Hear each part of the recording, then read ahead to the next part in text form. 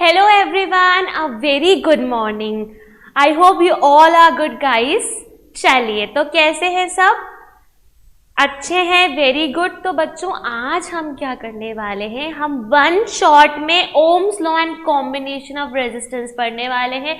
Usually हमें exams में क्या प्रॉब्लम आती है, हमें कॉम्बिनेशन सॉल्व करने में बहुत प्रॉब्लम आती है रेजिस्टेंस के, और ये क्वेश्चंस जो हैं बहुत आते हैं, चाहे हम बोर्ड्स की बात करें या एनटीएससी की बात करें। तो ये question competitive exams as well as for boards बहुत इंपॉर्टेंट होते हैं। तो आज हम वन शॉट में क्या पढ़ेंगे, ओम्स लॉ के बारे में पढ़ेंगे एंड कॉम्बिनेशन ऑफ रेजिस्टेंस के बारे में पढ़ेंगे।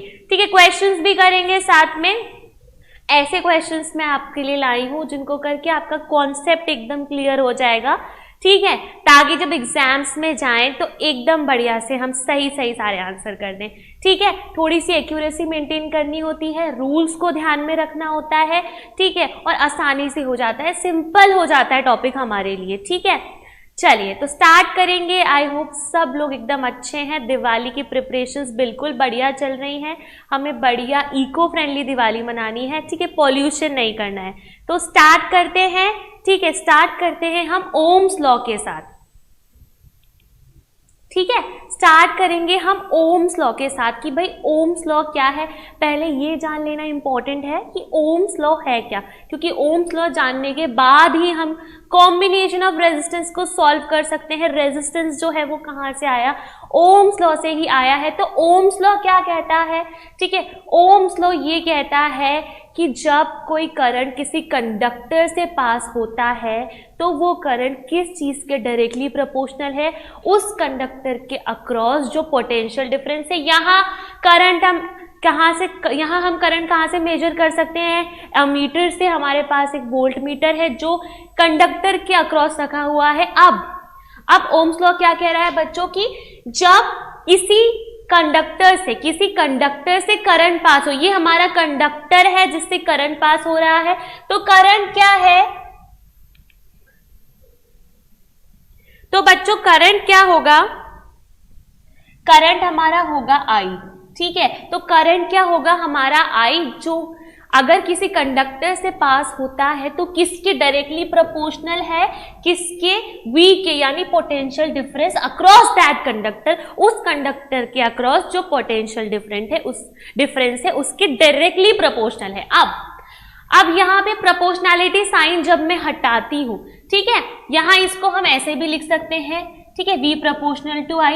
जब मैं प्रोपोर्शनैलिटी साइन हटाती हूं तो मुझे क्या मिलता है? एक कांस्टेंट मिलता है। ठीक है, इसको मैं ऐसे भी लिख सकती हूँ, V equals to I R. ठीक है, तो V equals to I R मैं इसको ऐसे भी लिख सकती हूँ। तो ये R क्या है? R क्या है? ये एक कांस्टेंट है। ठीक है, ये एक कांस्टेंट है, ये फिक्स रहता है, कांस्टेंट रहता है किसी भी पर्टिकुलर, ठीक है, कंडक्टर का रेजिस्टेंस क्या होता है? कांस्टेंट रहता है। ठीक है, जब तक हम उसमें कुछ एक्सटर्नल चेंजेस ना कर दें ताकि उसकी इंटरनल प्रॉपर्टीज चेंज ना हो जाए। तो ये कांस्टेंट है जिसको हम क्या कहते हैं? रेजिस्टेंस कहते हैं। ठीक है, सारा खेल इसी का है। ठीक है, रेजिस्टेंस का ही सारा खेल है। तो capital R is the resistance here. ठीक है, दैट इज अ कांस्टेंट। तो यहाँ पे R क्या है? V अपॉन I, और ये जो फॉर्मूला है it is called Ohm's law. यही क्या है? Ohm's law. ठीक है, सिंपल सी बात है, ये चीजें याद रखनी है। ठीक है, जब भी किसी कंडक्टर से करंट पास होता है तो वो करंट उसके पोटेंशियल डिफरेंस से डायरेक्टली प्रोपोर्शनल है, जिससे हमें क्या मिला? R equals to V upon I, that is the Ohm's law. अब इसको याद कैसे रखना है? एक बहुत ही मजेदार सा ट्रिक है। VIR का मैंने एक ट्रायंगल बनाया है, 3 डिविजन्स करूंगी VIR। यहाँ पे 2 डिवाइड सिंबल लगाऊंगी, यहाँ पे 1 मल्टीप्लाई, 2 डिवाइड 1 मल्टीप्लाई VIR। इतना याद रह जाएगा। अब V का फॉर्मूला लिखना होगा मुझे। कैसे लिख सकते हैं V का फॉर्मूला? ठीक है, V देखो, V के नीचे देखो I इंटू R। ठीक है, सिंपल है। V के सामने 2 चीजें क्या है? IR, जिनके बीच में लगा है मल्टीप्लिकेशन का सिंबल, तो V इक्वल्स टू हो जाएगा IR। वेरी सिंपल, याद रखने के लिए बहुत मस्त ट्रिक है, बहुत अच्छा ट्रिक है। अब जब मैं I निकालूंगी तो I के सामने क्या है? I के सामने है V और R, जिनके बीच में क्या है, डिवाइड का सिंबल है, तो यहां I क्या हो जाएगा, I हो जाएगा V अपॉन R। ठीक है, I क्या हो जाएगा, I हो जाएगा V अपॉन R। सिंपल सी चीज है, I हो गया V अपॉन R। अब क्या करेंगे, R देखेंगे, तो R क्या हो जाएगा, V अपॉन I। सिंपल, यहां डिवाइड का साइन है तो R हो जाएगा V अपॉन I। तो इस ट्रिक से हम क्या कर सकते हैं, तीनों फॉर्मूलाज को याद रख सकते हैं, V equals to I R, I equals to V upon R, R equals to V upon I। Simple सी चीज है, इसको याद रखने के लिए ये बहुत अच्छा क्या है, तरीका है। अब आगे बढ़ते हैं, आगे देखते हैं। अब VI ग्राफ क्या है, ये चीजें मैं आपको इसलिए बता रही हूं क्योंकि ये चीजें समझने के बाद ही आप क्वेश्चन सॉल्व कर पाएंगे, and that is very important for your exam point of view. यहां VI ग्राफ की हम बात करते हैं, जब किसी कंडक्टर का करंट बढ़ाओगे, ठीक है, तो उसका पोटेंशियल डिफरेंस भी बढ़ेगा। दोनों क्या है, डायरेक्टली प्रोपोर्शनल है, दोनों क्या है, डायरेक्टली प्रोपोर्शनल है। दोनों के बीच में एक कांस्टेंट है, दैट इज रेजिस्टेंस आर। ठीक है, that is resistance R equals to क्या होता है, R इक्वल्स टू क्या होता है बच्चों, V अपॉन I होता है।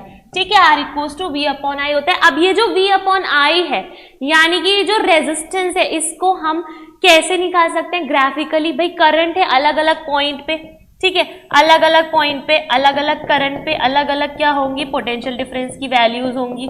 ठीक है, कहीं भी अगर हम स्लोप फाइंड करेंगे, कहीं भी अगर हम स्लोप फाइंड करेंगे, जो कि कैसे निकलेगी, tan थीटा से। स्लोप अगर हम फाइंड करेंगे जो कि किससे निकलेगी, tan थीटा से, तो यहां हमें क्या मिल जाएगा, रेजिस्टेंस मिल जाएगा, R मिल जाएगा। तो ये किसके बराबर है, R के बराबर है, रेजिस्टेंस के बराबर है, जो क्या है, V अपॉन I है। सिंपल सी बात है, कहीं भी किसी भी पोर्शन में स्लोप फाइंड करोगे tan थीटा से, ठीक है, स्लोप फाइंड करोगे tan थीटा से आप, तो यहां आपको क्या मिल जाएगा, R equals to V upon I मिल जाएगा, R मिल जाएगा आपको आराम से। तो डायरेक्टली आप क्या कर सकते हो, ग्राफिकली रेजिस्टेंस को फाइंड कर सकते हो, किससे, थीटा से फाइंड कर सकते हो, tan थीटा स्लोप निकालकर। बहुत सिंपल सी चीज है, tan थीटा स्लोप निकालकर हम फाइंड कर सकते हैं। ग्राफ समझना इसलिए जरूरी है क्योंकि हमें ग्राफिकल क्वेश्चंस भी मिल जाते हैं एग्जाम्स में, तो इस तरीके से आप ग्राफ को सॉल्व कर सकते हो। ठीक है, आगे बढ़ते हैं। अब रेजिस्टेंस और रेजिस्टिविटी क्या क्या है, ठीक है, रेजिस्टेंस और रेजिस्टिविटी क्या क्या है ये देखना है। ठीक है, मैंने आपको बताया था रेजिस्टेंस, अगर मैं बात करती हूँ रेजिस्टेंस की, ठीक है, तो बच्चों रेजिस्टेंस क्या है, जब किसी कंडक्टर में करंट पास करेगा, ठीक है बेटा, करंट पास करता है तो क्या होता है, करंट पास करता है तो इलेक्ट्रॉन्स एक जगह से दूसरी जगह मूव करते हैं। अब इस मोशन में, इस मूवमेंट में जब वो एक से दूसरी जगह जाते हैं तो आपस में बीच में क्या होते हैं, बहुत सारे ऑब्स्टिकल्स से टकराते हैं, ठीक है, दूसरे एटम से या दूसरे इलेक्ट्रॉन से टकराते हैं वहां पर। तो वहां जब ये कोलिजन होता है तो इसकी वजह से उनकी स्पीड कम ज्यादा होती रहती है, ठीक है, ऑब्स्ट्रक्शन क्रिएट होता है। अब ये जो ऑब्स्ट्रक्शन क्रिएट हो रहा है, ठीक है, उनके फ्लो में जो ऑब्स्ट्रक्शन क्रिएट हो रहा है, ठीक है, तो ये ऑब्स्ट्रक्शन क्या है, ये रेजिस्टेंस है। ठीक है, ये क्या है बच्चों, ये होता है रेजिस्टेंस। तो obstruction to the flow of current is called resistance. तो रेजिस्टेंस को हम कैसे निकालते हैं, R equals to V upon I से इक्वल्स टू tan थीटा भी ले सकते हैं। ठीक है, इसके स्लोप के बीच में जो भी एंगल होता है, ठीक है, उसका टेंजेंट निकालकर भी हम क्या कर सकते हैं, रेजिस्टेंस को निकाल सकते हैं। ठीक है, तो R equals to V upon I tan theta हो गया। अब इसकी यूनिट क्या होगी, मैं यूनिट की बात करूंगी, ठीक है, यूनिट क्या होगी, V की क्या क्या यूनिट होती है, पोटेंशियल डिफरेंस की क्या यूनिट होती है, वोल्ट होती है, और I क्या होता है, एम्पियर। ठीक है, तो वोल्ट पर एम्पियर क्या हो जाएगा, ओम। ठीक है, ये हो जाएगा ओम, जिसको हम इस सिंबल से क्या करते हैं, रिप्रेजेंट करते हैं। तो ओम क्या है, ohm is the unit, SI unit of resistance. ठीक है, तो 1 ओम का मतलब क्या है, 1 ओम का मतलब क्या है, ठीक है, 1 वोल्ट अपॉन 1 एम्पियर। ठीक है, 1 ओम का मतलब क्या है, 1 वोल्ट अपॉन 1 एम्पियर। ठीक है, जब क्या होगा, जब किसी भी कंडक्टर के अलोंग 1 एम्पियर करंट पास होगा और उसका पोटेंशियल डिफरेंस कितना होगा, 1 वोल्ट होगा, ठीक है, उसके अक्रॉस पोटेंशियल डिफरेंस कितना जनरेट होगा, 1 वोल्ट जनरेट होगा, तो उसका रेजिस्टेंस हो जाएगा 1 ओम, ठीक है। तो ऐसे हम क्या इसकी यूनिट यानी 1 ओम को डिफाइन कर सकते हैं। अब मैं किसकी बात करूंगी बच्चा, रेजिस्टिविटी की बात करूंगी, ठीक है। तो मैं आर की जब बात करती हूं, मैं जब रेजिस्टेंस की बात करती हूं, तो रेजिस्टेंस जो है वो कुछ चीजों पे डिपेंड करेगा, ठीक है। रेजिस्टेंस कुछ चीजों पे डिपेंड करेगा, क्या क्या है, एक तो आर प्रोपोर्शनल टू एल होता है, लेंथ, ठीक है।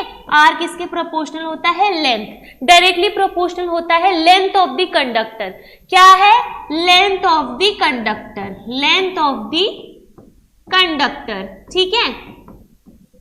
तो आर जो है डायरेक्टली प्रोपोर्शनल होता है लेंथ के, ठीक है। आर इनवर्सली प्रोपोर्शनल होता है cross section area of conductor, ठीक है, cross section area of conductor. तो कंडक्टर के क्रॉस सेक्शन एरिया के इनवर्सली प्रोपोर्शनल है। तो यहां रेजिस्टेंस लेंथ के क्रॉस सेक्शन एरिया के प्रोपोर्शनल है, कैसे, आर तो एल के लेंथ के डायरेक्टली प्रोपोर्शनल है, एरिया के इनवर्सली प्रोपोर्शनल है। तो बेटा कुछ फैक्टर्स है जिन पर रेजिस्टेंस जो है वो डिपेंड करता है, ठीक है। एक है टेम्परेचर, टेम्परेचर से भी डायरेक्टली प्रोपोर्शनल होता है आर, ठीक है। रेजिस्टेंस जो है डायरेक्टली प्रोपोर्शनल होता है टेम्परेचर से, ठीक है, टेम्परेचर से भी डायरेक्टली प्रोपोर्शनल होता है। और एक नेचर ऑफ मटेरियल, कि मटेरियल कैसा है, क्या नेचर है उसका, उस पे भी रेजिस्टेंस जो है वो डिपेंड करता है। अब ये दोनों इक्वेशंस को हम कंबाइन करेंगे तो हमें मिल जाएगा R proportional to L upon A, R proportional to L upon A, proportionality sign हटाएंगे तो R is equal to rho L upon A, एक आया ये फॉर्मूला, ठीक है। अब आप पूछेंगे रो क्या है, बेटा ये रो जो है ये ही रेजिस्टिविटी है, ये ही क्या है, रेजिस्टिविटी है। तो रेजिस्टिविटी का क्या फॉर्मूला हो गया, आर ए अपॉन एल हो गया, ठीक है, आर ए अपॉन क्या हो गया, एल हो गया, आर ए अपॉन एल। तो रेजिस्टिविटी का फॉर्मूला हो गया आर ए अपॉन एल, ठीक है। तो ऐसे आई रेजिस्टिविटी। रेजिस्टिविटी भाई किसी भी कंडक्टर की करंट को क्या करने की, फ्लो कराने की एबिलिटी, कितना करंट कोई भी कंडक्टर फ्लो करा सकता है, ये रेजिस्टिविटी है। रेजिस्टिविटी ना तो लेंथ पर डिपेंड करेगी, ना ही रेजिस्टिविटी क्रॉस सेक्शनल एरिया पे डिपेंड करेगी, ना टेम्परेचर पे डिपेंड करेगी, ये सिर्फ मटेरियल के नेचर पर डिपेंड करेगी। रेजिस्टिविटी सिर्फ मटेरियल के नेचर पर डिपेंड करती है कि मटेरियल किस नेचर का है, जबकि रेजिस्टेंस जो है वो चारों फैक्टर्स पे डिपेंड करता है, length, area, temperature and cross sectional area, ठीक है, length, area, temperature and nature of material, ठीक है। तो यहाँ रेजिस्टिविटी ये है। अब रेजिस्टिविटी की यूनिट क्या है, रेजिस्टिविटी की यूनिट देखते हैं, रो इक्वल्स टू, देखो आर क्या है, ठीक है, आर क्या है, रेजिस्टेंस है, तो रेजिस्टेंस की होती है यूनिट ओम, ठीक है, एरिया की होती है मीटर स्क्वायर, ठीक है, और लेंथ की होती है मीटर। तो 1 मीटर से 1 मीटर कट गया तो ओम इंटू मीटर, ठीक है, तो ये हो गया ओम मीटर, ठीक है, ये हो गया ओम मीटर। तो ओम मीटर क्या हो गई, यूनिट हो गई ऑफ रो की, क्या हो गई, यूनिट हो गई। ओम मीटर क्या हो जाएगी, यूनिट हो जाएगी किसकी, रेजिस्टिविटी रो की। याद रखना है, क्वेश्चन सॉल्व करते टाइम बहुत ज्यादा काम आता है बेटा, ठीक है। तो ये बात कर ली हमने रेजिस्टेंस और रेजिस्टिविटी की, ठीक है। तो समझ गए हैं आई होप आप लोग की रेजिस्टेंस और रेजिस्टिविटी क्या है। अब हम आगे बढ़ेंगे, ठीक है, आगे के कॉन्सेप्ट्स देखेंगे। तो क्वेश्चन है यहाँ एक इसी कॉन्सेप्ट पर क्वेश्चन है जो मैंने अभी कॉन्सेप्ट समझाया है, ध्यान से सुनना है क्वेश्चन को। Two conductors X and Y of circular cross sectional area have radii in the ratio of 1:2। भाई दोनों के रेडियस का रेशियो 1:2 है, length in the ratio 1:3, length का रेशियो 1:3 है, रेजिस्टिविटीज का रेशियो 3:1 है। मान लो, ठीक है, क्या मान लेंगे, एक की लेंथ तो क्या है L1, दूसरे की L2, रेडियस R1 दूसरे की R2, एक की रेजिस्टिविटी ρ1 दूसरे की ρ2। तो लिखते हैं, पहले रेडियस का दे रखा है R1 अपॉन R2 कितना दे रखा है 1:2, ठीक है, तो ये 1/2 लिख लो, ठीक है, ऐसे लिख लो पहले। फिर क्या लिखोगे, लेंथ का रेशो दिया जाएगा, लेंथ का रेशो लिखोगे, लेंथ का रेशो लिखोगे L1 upon L2 that is 1/3, ठीक है, ये हो जाएगा 1/3। अब रेजिस्टिविटीज का लिखोगे ρ1 अपॉन ρ2, ρ1 अपॉन ρ2, तो ये कितना दिया हुआ है आपको रेजिस्टिविटीज का रेशो 3:1, तो ये हो जाएगा 3/1, ठीक है, इतना हो गया। अब फॉर्मूला एक क्या होगा, फॉर्मूला क्या होगा, R1 का फॉर्मूला देखो, ठीक है, R1 का फॉर्मूला होगा ρ1, ठीक है, L1 A1, यानी कि, ठीक है, रो L अपॉन ए होता है ना, ρ1 L1, ठीक है, पाई R1 स्क्वायर, ठीक है, पाई R1 स्क्वायर। ऐसे ही R2 का फॉर्मूला निकल जाएगा ρ2 L2 अपॉन A2, यानी कि ρ2 L2 अपॉन पाई R2 का स्क्वायर, ठीक है, इतना कर लिया है। अब हमें पूछा है दोनों के रेजिस्टेंस का रेशो, तो R1 R2 करेंगे हम क्या करेंगे, R1 अपॉन R2 करेंगे, तो ये कितना हो जाएगा R1 अपॉन R2, ठीक है, R1 अपॉन R2, ρ1 अपॉन ρ2 हो जाएगा, ऊपर ρ1 अपॉन ρ2 हो जाएगा, दूसरा, ठीक है, L1 अपॉन L2 हो जाएगा, L1 अपॉन L2 हो जाएगा, सिंपल सा है। उसके बाद पाई से पाई तो कट हो जाएगा, तो R1 अपॉन R2 का होल स्क्वायर हो जाएगा, R1 अपॉन R2 का होल स्क्वायर हो जाएगा, बहुत सिंपल सा था। अब ρ1 अपॉन ρ2 रख लेंगे, ρ1 अपॉन ρ2 कितना है 3/1, ठीक है, और L1 अपॉन L2 कितना है 1/3, ठीक है, R1 अपॉन R2 कितना है 1/2 का होल स्क्वायर रख लेंगे, यहां पे 3 से 3 कट हो जाएगा, 1/4 हो जाएगा, तो 1 अपॉन 1/4 कितना होगा, ये कितना हो जाएगा 1 अपॉन 1/4 हो जाएगा 4/1, तो 4/1 आया, क्या आया 4/1, तो हम क्या कह सकते हैं R1 अपॉन R2 4/1 आया, मतलब हम ये कह सकते हैं कि R1 एक का रेजिस्टेंस का रेशो दूसरे के साथ हो जाएगा 4:1। बड़ा ही सिंपल क्वेश्चन था, क्योंकि हमने कॉन्सेप्ट ऑलरेडी देख रखा है, तो इस तरीके से आप देख सकते हो, इस तरीके से आपने क्वेश्चन को कर लिया सॉल्व। R1 R2 दोनों की रेडियस का रेशो है, L1 L2 दोनों के लेंथ का रेशो है, ρ1 ρ2 दोनों की रेजिस्टिविटीज का रेशो है, ठीक है, R1 ρ1 L1 अपॉन A1 हो जाएगा, R2 ρ2 L2 upon A2, A1 की जगह पाई R1 स्क्वायर, A2 की जगह पाई R2 स्क्वायर, दोनों का रेशो ले लो R1 अपॉन R2, ठीक है, तो ρ1 अपॉन ρ2 हो जाएगा, L1 अपॉन L2 हो जाएगा, पाई से पाई कट होके R1 अपॉन R2 का होल स्क्वायर, इसकी वैल्यू रख दी 3/1, L1 अपॉन L2 की वैल्यू रख दी 1/3, R1 अपॉन R2 का होल स्क्वायर 1/2 का स्क्वायर, इसको सॉल्व करोगे 3 से 3 कट हो जाएगा, 1/4, 1 अपॉन 1/4 यानी 4/1, यानी कि 4:1 इसका आंसर आ जाएगा, ठीक है, सिंपल है। आगे बढ़ते हैं, अब आ जाते हैं मेन हम कॉम्बिनेशन ऑफ रेजिस्टेंसेस पर, कि रेजिस्टेंस का जो कॉम्बिनेशन है उसको हम कैसे सॉल्व कर सकते हैं, ठीक है। तो पहले सीरीज कॉम्बिनेशन की बात करेंगे, ठीक है, दो तरीके के कॉम्बिनेशन होते हैं, एक होता है बेटा सीरीज कॉम्बिनेशन, एक होता है पैरेलल कॉम्बिनेशन। तो सीरीज की कॉम्बिनेशन की मैं बात करती हूं, तो सीरीज कॉम्बिनेशन में देखो क्या होता है, 3 रेजिस्टेंसेस हमें दिए हुए हैं, R1 R2 एंड R3, तीनों कैसे लगे हुए हैं, तीनों लगे हुए हैं सीरीज में, ठीक है, तीनों लगे हुए हैं सीरीज में। अगर मैं तीनों के किसकी बात करूं, इक्विवेलेंट रेजिस्टेंस की, तो वो R इक्विवेलेंट ये होगा, ठीक है, ये इसका क्या है, सीरीज कॉम्बिनेशन है, ये इसका क्या है, सीरीज कॉम्बिनेशन सर्किट।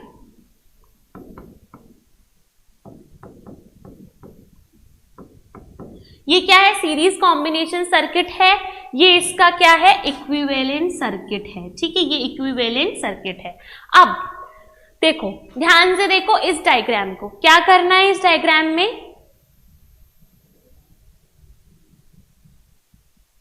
ध्यान से देखना है फर्स्ट डायग्राम को, R1 R2 R3, ठीक है, कैसे लगे हैं सीरीज में, इनके अक्रॉस देखो, इनके अक्रॉस जो करंट जाएगा, ठीक है, करंट यहां से क्या जा रहा है आई, ठीक है, आई करंट जा रहा है, करंट जाएगा तीनों में एक ही करंट फ्लो करेगा, तो आई क्या है, आई जो है वो क्या रहेगा, तीनों में सेम, पूरे सर्किट में एक ही करंट आई ही फ्लो करेगा, यहां से निकल के यहां भी आई ही आ रहा है, तो I is same for all circuit, ठीक है, आई सेम रहेगा। तो पहली चीज क्या आई हमारे पास, आई आ गई, I is same for all resistances, ठीक है, फॉर ऑल रेजिस्टेंसेस, ठीक है, सारे रेजिस्टेंसेस के लिए आई क्या है, सेम है, ठीक है, आई कितना हो जाएगा, सेम हो जाएगा, ठीक है। अब आई सेम हो जाएगा, अब क्या बात करेंगे, वी की बात करेंगे। वी क्या है हमारा, पोटेंशियल डिफरेंस। देखो ये दो पॉइंट्स हैं इसके कंडक्टर के, ये दोनों अलग है, ये दोनों अलग है, ये दोनों अलग है, ठीक है, तो तीनों पे अलग अलग होगा, V1 होगा, यहाँ V2 होगा, यहाँ V3 होगा, मतलब बेटा क्या होगा, तीनों का जो पोटेंशियल डिफरेंस है वो अलग अलग होगा, क्योंकि तीनों के पॉइंट्स अलग अलग है, जिनके बीच में रेजिस्टेंस है, कंडक्टर है, उनके पॉइंट्स अलग हैं, तो तीनों रेजिस्टेंसेस के क्या हो जाएंगे, पोटेंशियल डिफरेंसेस अलग अलग होंगे, और इन सब का जो सम है वो होगा ये वाला V। तो हम क्या लिख सकते हैं, V equals to V1 plus V2 plus V3। अब ये V जो है ये क्या होगा, I into R, I into क्या हो जाएगा, I इंटू आर हो जाएगा, आर इक्विवेलेंट, ठीक है, I इंटू आर यानी आर इक्विवेलेंट, तो ये हो गया आई आर। V1 क्या हो जाएगा, V1 यहां भी I आ रहा है, ठीक है, यहां भी I आ रहा है, यहां भी I आ रहा है, तो I R1 हो जाएगा, ठीक है, I R1 हो जाएगा। V2 कितना हो जाएगा, I R2 हो जाएगा। V3 कितना हो जाएगा, I R3 हो जाएगा। भाई I कॉमन लेके कट हो जाएंगे, I कॉमन लेके कट हो जाएंगे, तो क्या बचेगा, R equals to R1 plus R2 plus R3। तो इक्विवेलेंट रेजिस्टेंसेस कैसे निकालेंगे हम, R1 R2 आती सीरीज में होगा, तो जस्ट सिंपल एडिशन करना है। जब भी जो कॉम्बिनेशन लगा होता है रेजिस्टेंस का सीरीज में, तो इक्विवेलेंट रेजिस्टेंस जो है वो ज्यादा आता है। क्या आता है, ज्यादा आता है, क्योंकि हमने क्या करा, तीनों को ऐड कर दिया, हमने क्या करा, तीनों को ऐड कर दिया। अगर यहाँ पे क्या हो, हम Rn निकालें, यानी R इक्विवेलेंट N निकालें, या N रेजिस्टेंस लगे हो, तो क्या हो जाएगा, R1 plus R2 plus R3, कितने भी लगे हो आगे, ठीक है, Rn तक हम निकाल सकते हैं R इक्विवेलेंट, ठीक है, Rn तक लगे हो तो हम सबका सम करके निकाल सकते हैं, ठीक है, सिंपल है। सबके सम को, जितने भी रेजिस्टेंस सीरीज में लगे सबका सम कर देंगे, सबको ऐड कर देंगे, हमें मिल जाएगा सीरीज कॉम्बिनेशन। सीरीज कॉम्बिनेशन में हमेशा रेजिस्टेंस जो है वो इंक्रीज होता है। जब हम सीरीज में किसी सर्किट के अंदर हम जब सीरीज में रेजिस्टेंस लगाते हैं तो इक्विवेलेंट रेजिस्टेंस जो है वो इंक्रीज होता है, ठीक है, ज्यादा होता है। अब बात करें कॉम्बिनेशन की, पैरेलल वाले, पैरेलल कॉम्बिनेशन की बात करें तो देखो पैरेलल कॉम्बिनेशन में कैसे लगा है, ये पैरेलल सर्किट है, ये इसका इक्विवेलेंट सर्किट है।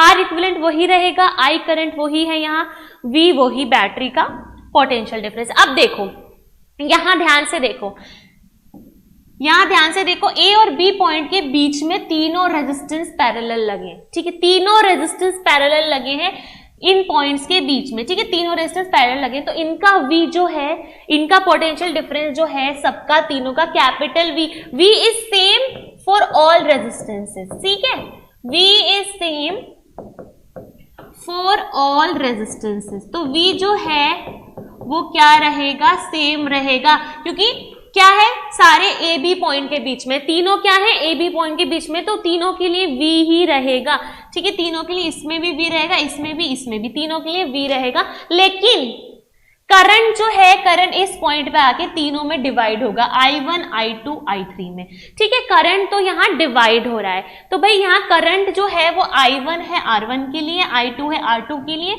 I3 है R3 के लिए, क्योंकि करंट यहाँ डिवाइड हो जाएगा तीन पार्ट्स के अंदर।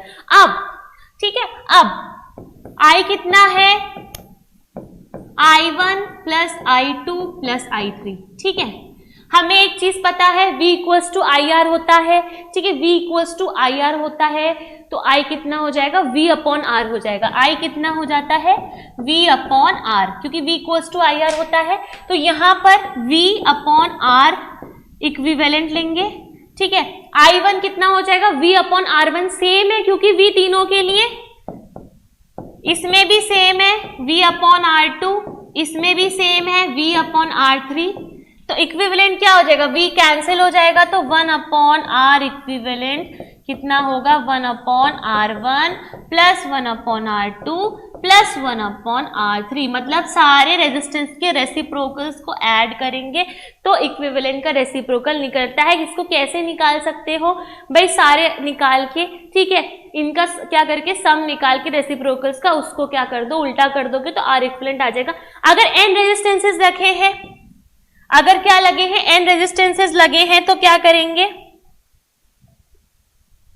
n रेजिस्टेंसेस लगे हैं तो R इक्विवेलेंट ऑफ n कैसे निकालेंगे, हम कैसे निकालेंगे, 1 अपॉन R1 जितने भी हो, ठीक है, 1 upon R2 plus 1 upon R3 plus कितने भी हो 1 अपॉन Rn तक, उनका रेसिप्रोकल का हम निकाल लेंगे सम, रेसिप्रोकल्स का सम निकालेंगे। अब देखो यहाँ पे जब भी पैरेलल में लगे होंगे रेजिस्टेंसेस, जब भी पैरेलल में रेजिस्टेंसेस लगे होंगे तो एक चीज दिमाग में रखना, पैरेलल में रेजिस्टेंस है इसका मतलब ये है, इसका मतलब ये है कि रेजिस्टेंस डिक्रीज होगा अगर हम पैरेलल में लगा देंगे। यहाँ R3 के बाद R4 लग सकता है, R5, R6, R7, Rn तक जितने चाहो आप लगा सकते हो।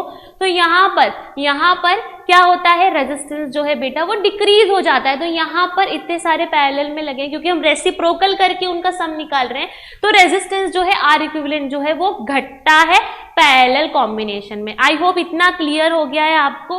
अब क्वेश्चंस करेंगे तो सारा कॉन्सेप्ट एकदम सही हो जाएगा। आगे बढ़ते हैं, पहला क्वेश्चन देखते हैं। पहला क्वेश्चन है, बहुत इंटरेस्टिंग है, बहुत इंटरेस्टिंग सा क्वेश्चन है। देखो, how can 3 resistors of resistances 2 ohm, 3 ohm and 6 ohm be connected to give a total resistance of A 4 ohm and B 1 ohm। भाई आपको 3 रेजिस्टेंसेस दिए हैं, ठीक है, 3 रेजिस्टेंसेस दिए हुए हैं, 2 ohm का है एक 3 ohm का है, एक 6 ohm का है। पहला निकालना है A। पहले में आपको ये निकालना है कि तीनों को ऐसे अरेंज करो कि एक कंडीशन ऐसी आए कि 4 आ जाए, और फिर ऐसा एक अरेंजमेंट बताओ कि इक्विवेलेंट रेजिस्टेंस आ जाए 1। देखो दोनों करेंगे, हम दोनों बताती हूं। ए देखो, ए में क्या करना है, हमें 4 लाना है, तो मैं क्या करूंगी,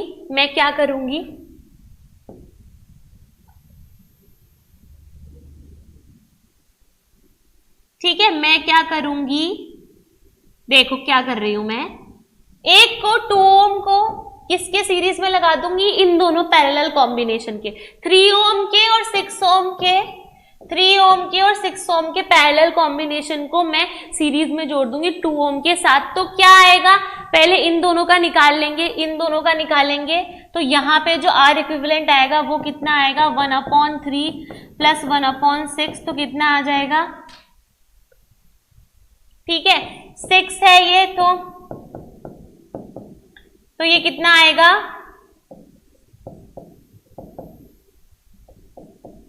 तो ये कितना आ गया 1/2। तो R इक्विवेलेंट कितना आ गया, यहाँ पे 2 आ गया, ठीक है, यहाँ पे 2 आ गया, 2 ohm आ गया। तो अब ये क्या बन गया, ये भी 2 बन गया, तो ये क्या बन गया, ये भी 2 बन गया। एक 2 ohm है, एक और 2 ohm है, दोनों को ऐड करोगे 2 + 2, तो ये आ गया इक्विवेलेंट 4 ohm, ठीक है, ये आ गया इक्विवेलेंट 4 ohm, आ गया 4 ohm, ठीक है। OHM से भी लिख सकते हो या सिंबल भी बना सकते हो, ठीक है। तो 4 ohm आ गया, इन दोनों को पैरेलल में लगाया, इसको इसके साथ सीरीज में लगाया, 3 और 6 का पैरेलल कॉम्बिनेशन 1/3 प्लस 1/6 निकालेंगे, 1/2 उसका रेसिप्रोकल यानी R इक्विवेलेंट 2 आ जाएगा। तो R इक्विवेलेंट यहाँ पैरेलल का 2 आ गया, ठीक है।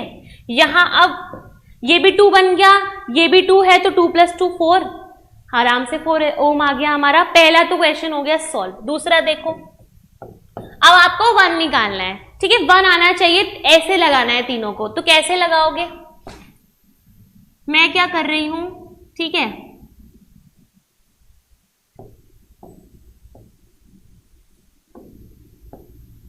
मैं तीनों को लगा रही हूं पैरेलल में, ठीक है, मैं तीनों को लगा रही हूं पैरेलल में, ठीक है। तो एक क्या है 2 ohm है, दूसरा क्या है 3 ओम है, तीसरा है 6 ओम। अब निकालूंगी मैं इनका 1/r इक्विवेलेंट P पैरेलल में 1/2 प्लस 1/3 प्लस 1/6। देखो ठीक है 1/2 1/3 1/6 ठीक है, इसका निकालेंगे हम।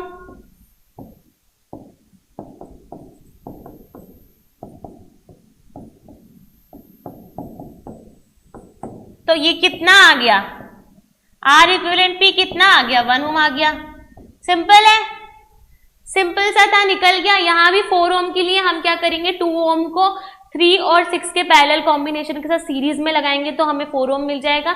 यहाँ तीनों को पैरेलल में लगाएंगे तो हमें क्या मिल जाएगा इक्विवेलेंट 1 ओम। ऐसे क्वेश्चंस आ सकते हैं, आपको अलग अलग रैंडमली लगा के देखना है, या तो आप देखते ही समझ जाओगे, ठीक है देखते ही समझ जाओगे, या आपको रैंडमली लगा के देखना रहेगा जिससे आपका क्वेश्चन सॉल्व हो जाएगा। चलिए आगे बढ़ते हैं, नेक्स्ट क्वेश्चन करते हैं। ठीक है नेक्स्ट क्वेश्चन है, नेक्स्ट क्वेश्चन देखिए। ठीक है ये क्वेश्चन दिखने में हमें बहुत क्लमसी लग रहा है, थोड़ा सा टफ लग रहा है, ऐसा कुछ नहीं है, इसको आराम से सॉल्व कर सकते हैं। हमें रेजिस्टर्स दे रखे हैं R1 10 ओम का है, R2 40 ओम का है, ठीक है R3 दे रखा है, ये कितना है 30 ओम का, ठीक है R3 30 ओम का है, R4 कितना है 20 ओम का है, ठीक है और R5 कितना है 60 ओम का है। ठीक है यहां लिख लूंगी, इजी हो जाएगा मेरे लिए। ठीक है अब क्या करना है, मुझे टोटल रेजिस्टेंस निकालना है। पहले एक कंडीशन में टोटल रेजिस्टेंस निकालना है, तो इसका पहले निकालेंगे, ठीक है इसका पहले निकालेंगे, फिर इसका निकालेंगे, दोनों को ऐड कर देंगे। इसका निकालेंगे, पहले इसका निकाल लेते हैं, ठीक है 1/r इक्विवेलेंट, ठीक है फर्स्ट का निकालते हैं। ये है फर्स्ट ब्लॉक, ये है सेकंड ब्लॉक, ठीक है तो R इक्विवेलेंट फर्स्ट ब्लॉक का हो जाएगा 1/10 प्लस 1/40, तो ये हो जाएगा, ठीक है तो यहां कितना आ जाएगा R इक्विवेलेंट 1 तो आ जाएगा 8 आ जाएगा, ठीक है 8 ओम आ गया, ये आ गया 8 ओम। अब दूसरा निकालो, R इक्विवेलेंट 2 निकालेंगे, ध्यान से देखो R इक्विवेलेंट 2 निकालेंगे, तीनों को ऐड करो 1/30 1/20 1/60, क्यों क्योंकि ये पैरेलल में है। कितना हो जाएगा 1/30 प्लस 1/20 प्लस 1/60, ठीक है तो इनका एलसीएम आ जाएगा 60, 32 जा 60, 23 जा 61, तो ये हो जाएगा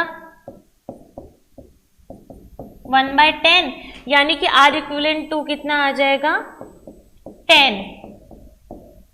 अब बड़ी सिंपल है, दोनों को ऐड कर दो तो R इक्विवेलेंट कैसे निकलेगा, ठीक है कैसे निकलेगा, फर्स्ट वाले का तो क्या आया है 8 आया है, देखो ये 8 आया है, दूसरे का 10 आया है, तो 8 प्लस 10 कितना आ जाएगा 18 ओम, तो R इक्विवेलेंट आ गया 18 ओम। सिंपल है, ठीक है 18 ओम आ गया, ठीक है 10 प्लस 8 18 ओम आ गया। इसका तो कितना आया 8 आया, दूसरे वाले का कितना आया 10 आया, 8 प्लस 10 दोनों का सम 18 आ गया। सिंपल है। अब निकालना है the total current flowing in the circuit. ठीक है देखो total current flowing in the circuit निकालना है, बी वाला निकालना है। क्या निकालना है हमें I, टोटल करंट निकालना है। हमारे पास इक्विवेलेंट रेजिस्टेंस आ गया, ठीक है R इक्विवेलेंट आ गया, कितना आया मेरे पास R इक्विवेलेंट 10 प्लस 8 18 ओम आया, ठीक है कितना आया 18 ओम आया। ठीक है यहां पर मुझे क्या निकालना है I निकालना है, ठीक है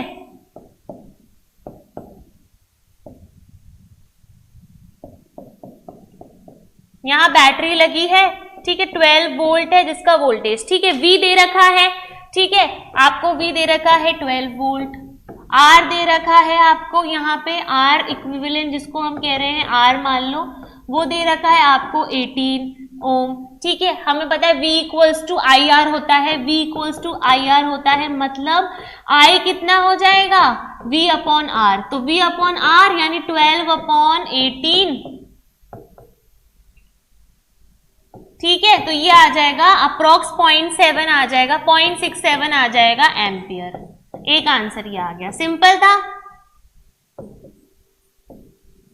सिंपल सा था, ठीक है, ऐसे आ गया ये आंसर। ठीक है, इक्विवेलेंट रेजिस्टेंस तो हमें मिल ही गया था, हमने इक्विवेलेंट रेजिस्टेंस लिया, हमने पूरे का वोल्टेज लिया, पूरे का करंट पूछ रहा है, total current in the circuit पूछ रहा है, तो करंट कैसे निकालेंगे, V अपॉन R से, वोल्टेज दे रखा है 12, करंट रेजिस्टेंस हमने निकाल लिया पूरे का 18, तो 12/18 2/3 यानी 0.67 एम्पियर हमारा आंसर आ जाएगा। सिंपल था, देखो सिंपल से तरीके से हो गया।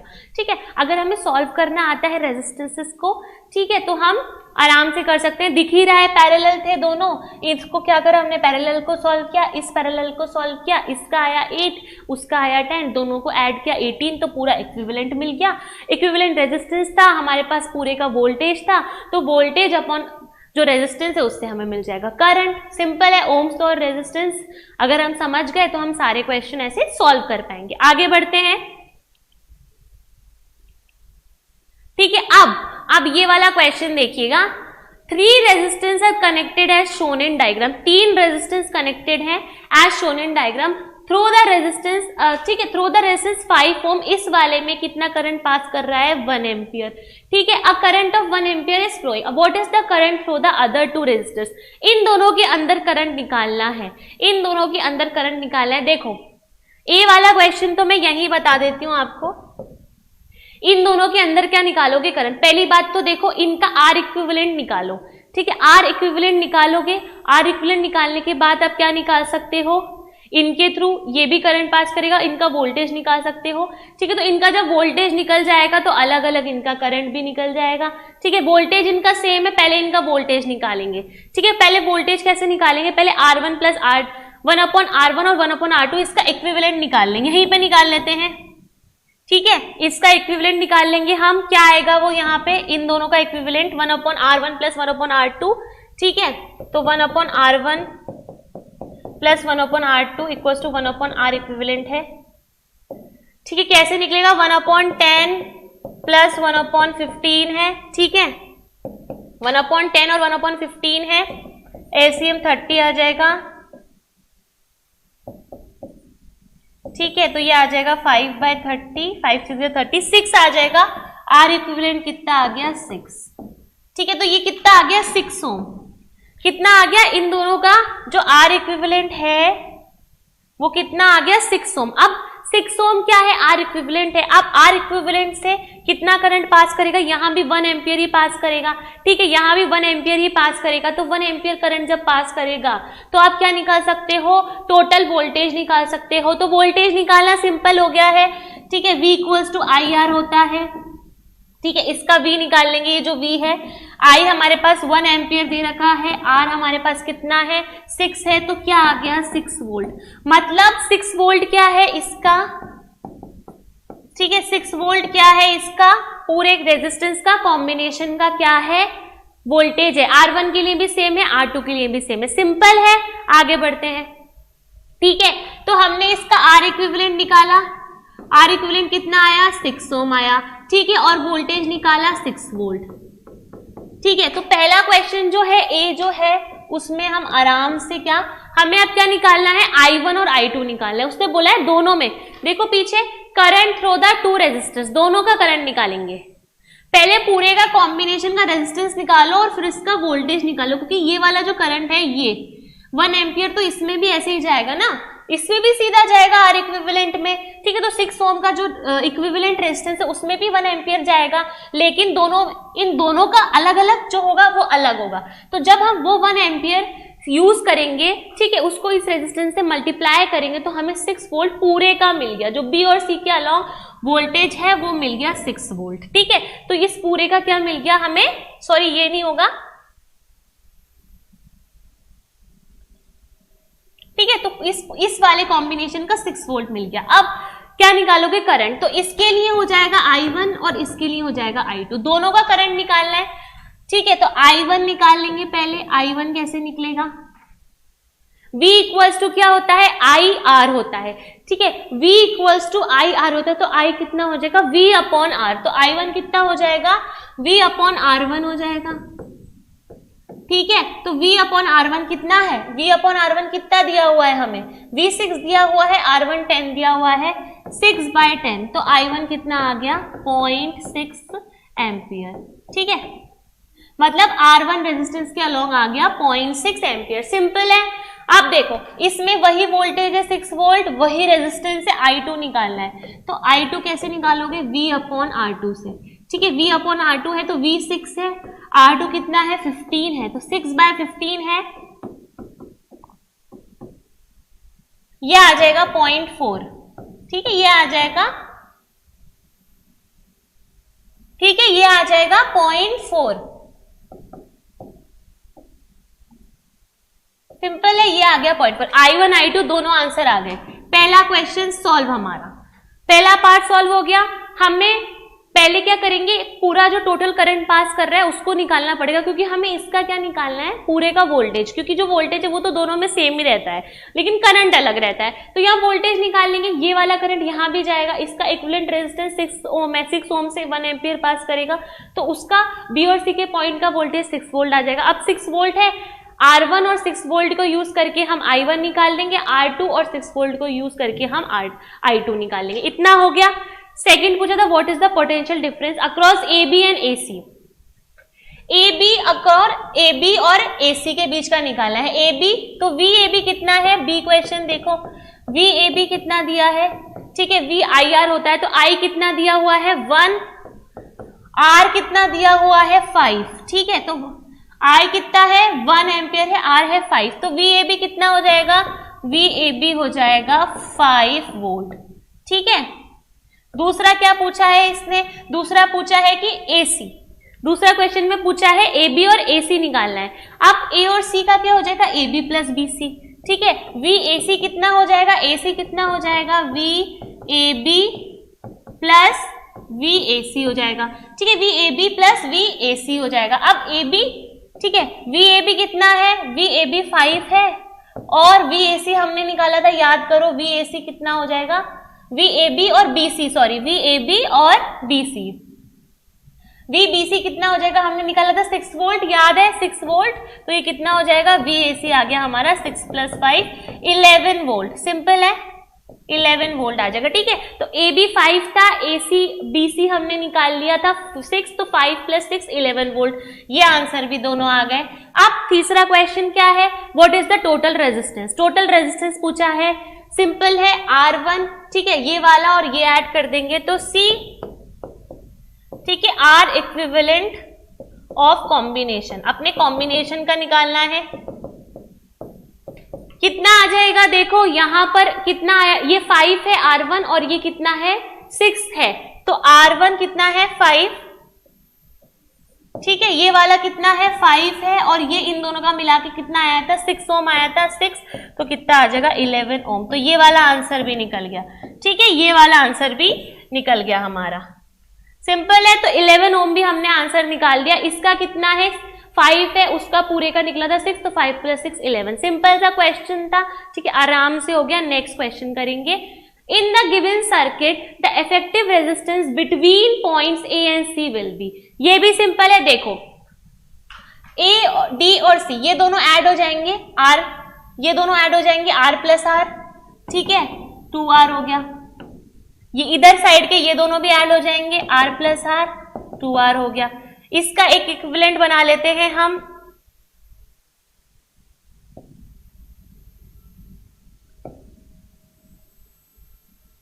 ये क्या है?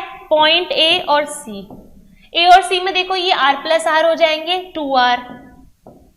ठीक है, ये वाला R + R हो जाएगा 2R, और बीच में तो 2R था ही। अब तीनों क्या क्या है? पैरेलल कॉम्बिनेशन है, तो हम कैसे निकालेंगे? R। ठीक है, तो हम कैसे निकालेंगे? ठीक है, तो 1/R इक्विवेलेंट कैसे निकालेंगे?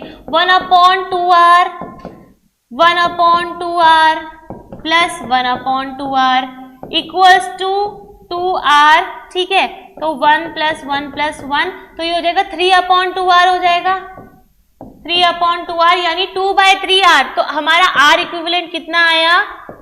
2/3R। सिंपल था, यानी कि option C is the right answer, 2/3R।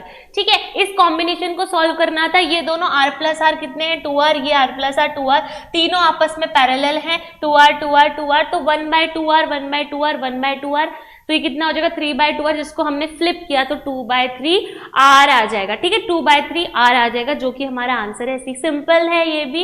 ठीक है, नेक्स्ट क्वेश्चन करेंगे। नेक्स्ट क्वेश्चन में क्या करना है, calculate the equivalent resistance between P and Q of the network shown in the figure. ठीक है, तो यहाँ पे क्या आंसर होगा, यहाँ पे क्या आंसर होगा ये समझना है। ठीक है, देखो यहाँ पर क्या आंसर होगा हमारा, ये वाला जो है इसको सॉल्व करो पहले। ठीक है, इसको देखो।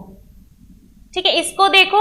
ठीक है, सबसे पहले इसका इक्विवेलेंट रेजिस्टेंस देखो, ये 5 + 3 कितना हो जाएगा, 5 + 3 कितना हो जाएगा 8 ओम। तो ये यहाँ 8 ओम आ गया। क्या आ गया, 8 ओम आ गया। ठीक है, अब कैसे बनाएंगे इसको। ठीक है, चलिए नेक्स्ट पेज पर चलते हैं, इसका इक्विवेलेंट नेक्स्ट पेज पे बनाएंगे। 5 + 3 8 ओम आ जाएगा। ठीक है, कैसे आएगा इसका डायग्राम बनाएंगे हम। देखो ये है P, ये है Q। ठीक है, 4 ओम 8 ओम। ठीक है, 4 ओम ये है 8 ओम। ठीक है, इतना देख लो, इतना देख लो। ठीक है, 4 ओम 8 ओम, 4 ओम 8 ओम। अब ये दोनों को ऐड कर देंगे, 5 6 7 8 कितना हो जाएगा, ये 8 ओम हो जाएगा। ठीक है, तो ये कितना आ जाएगा, यहाँ पे आ जाएगा 8 ओम। अब इन दोनों को सॉल्व करोगे, इन दोनों को सॉल्व करोगे 1/8 1/8, इन दोनों का पैरेलल कॉम्बिनेशन है। 1/8 1/8 कितना हो जाएगा 2/8 यानी 1/4, यानी कि इनका जो इक्विवेलेंट आएगा, ठीक है, आर इक्विवेलेंट कितना आ जाएगा, वो आ जाएगा 4 ओम। ठीक है, कितना आ जाएगा 4 ओम। अब इसका डायग्राम बनाते हैं नया।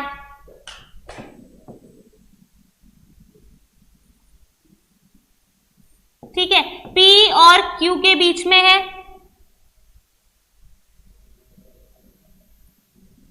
ये क्या है, P है, ये Q है, ये कितना है 4 ओम है।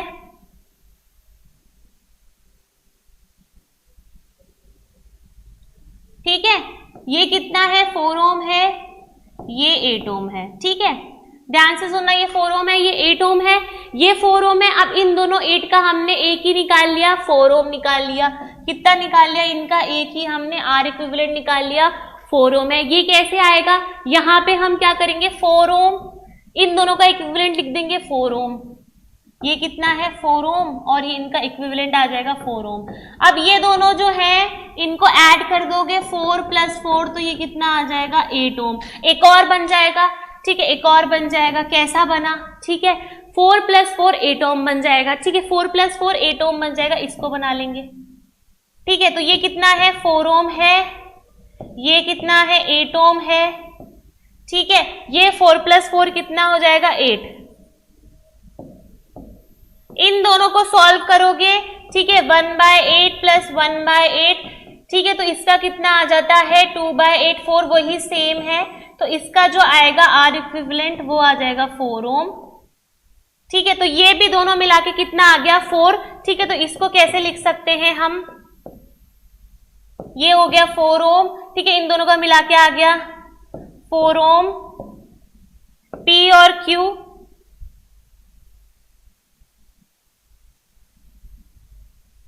ठीक है, P और Q के बीच में तो कितना आया 4 + 4, इन दोनों का क्या हो जाएगा 4 + 4 8। तो हमारा पूरा जो आ गया आर इक्विवेलेंट कॉम्बिनेशन का वो कितना आ गया 8, कितना आ गया 8 ओम। ठीक है, यानी कि ऑप्शन कौन सा, A is the right answer, that is 8 ohm. क्या किया हमने, ठीक है, ये दोनों जो हैं ये ऐड हो जाएंगे 5 6 7 8 ओम हो जाएंगे। ठीक है, 8 ओम हो जाएंगे।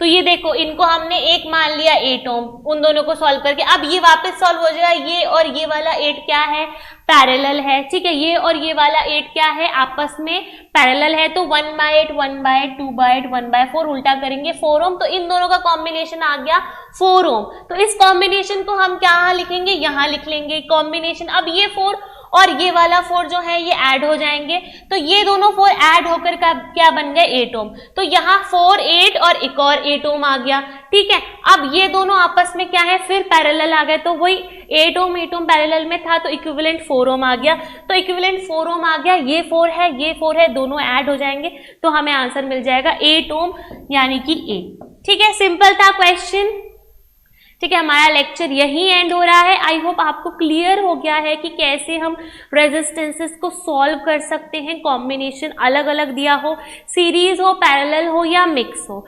बेसिकली हमें क्वेश्चंस कैसे मिलते हैं जहां सीरीज और पैरेलल कॉम्बिनेशन आपस में मर्ज्ड होते हैं, ठीक है। हमसे पूछा जा सकता है कि भाई अलग अलग रेजिस्टेंस में करंट बताना है, तो हमने इस क्वेश्चन देखा था कि कैसे इक्विवेलेंट रेजिस्टेंस निकाल के हम क्या कर सकते हैं, वहां पर उसका करंट निकाल सकते हैं, ठीक है। उसका करंट अलग अलग निकाल सकते हैं, भाई वोल्टेज सेम रहता है पैरेलल में, ठीक है, लेकिन वोल्टेज जो है वो क्या रहता है अलग अलग रहता है हर रेजिस्टेंस का सीरीज में। उल्टा है करंट के लिए, करंट जो है वो अलग अलग रहता है सीरीज कॉम्बिनेशन में, जबकि करंट जो है वो सेम रहता है पैरेलल कॉम्बिनेशन में। तो ऐसे ही कुछ छोटी छोटी चीजों को ध्यान रख के हम क्वेश्चंस कर सकते हैं, ठीक है। आई होप आपको लेक्चर समझ में आ गया अच्छे से, इसका रिवीजन कर लीजिएगा और क्वेश्चंस ऐसे मिलेंगे तो सेम तरीके से आपको सॉल्व करना है, ठीक है। तो हम नेक्स्ट क्लास में मिलेंगे नए इंटरेस्टिंग टॉपिक के साथ, तब तक के लिए keep practising. Goodbye and good luck.